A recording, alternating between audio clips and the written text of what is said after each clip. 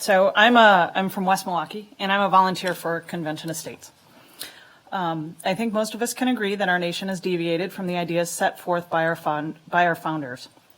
They felt they needed to distance themselves from the dominance that was England, and felt being ruled by a people an ocean away was impractical. They had no idea what the day-to-day struggles were for an inhabitant of the New World. That disconnect led to the discontentment that caused our founders to look in a different direction and discuss the ideas that ended up forming this nation.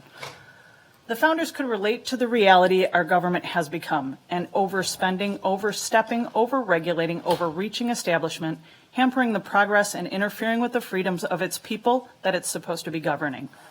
I'd like to address the three basic objections to the idea of a convention of states.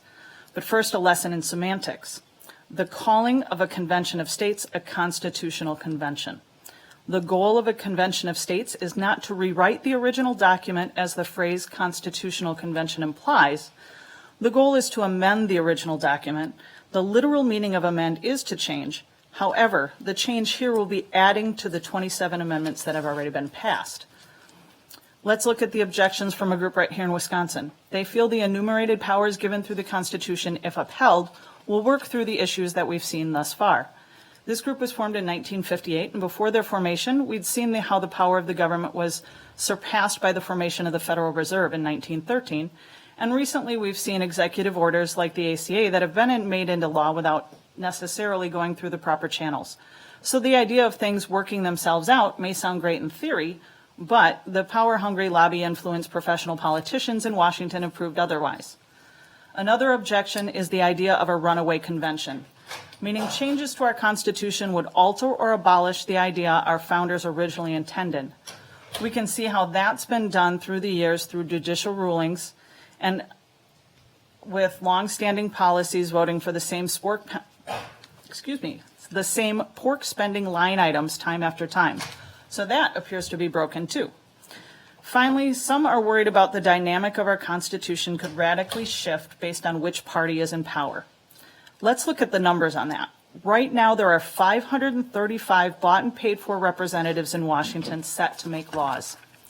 The commissioners sent to the convention by each state are bound to vote the way the legislators of that state command. That changes the number from 535 people in Washington to almost 5,000 people nationwide.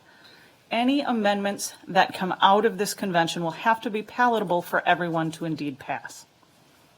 The Wisconsin lawmakers, time and time again, have proved themselves to be fiscally responsible. That's why a positive vote for SJR 57 here will help us shift the power from the reckless runaway federal government back to the Wisconsin legislators that have proved themselves as elected officials that serve us in a positive way. And that may be the best way to right the wrongs that have been taking place in Washington for years. Convention of States action feels government should come back to the states, back to the people that live where we live, shop where we shop, do business with us, not Washington. That should give Wisconsinites the power to elect the officials that do right for Wisconsin, not for Washington.